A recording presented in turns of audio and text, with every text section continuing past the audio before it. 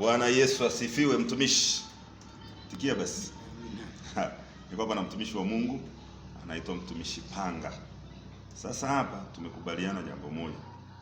Ameniuzia speaker kwa gharama shilingi 500,000. Shilingi ngapi mtumishi? 500,000. Na tumekubaliana ya kwamba namtangulizia 100,000, alafu kesho asubuhi naenda kuchukua speaker. Si ndio mtumishi wa Bwana? Si ndio?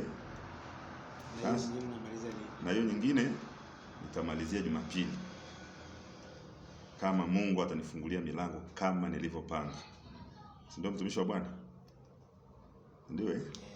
Sasa hapa nimempa shilingi 100,000 hii hapa. Hesabu kabisa.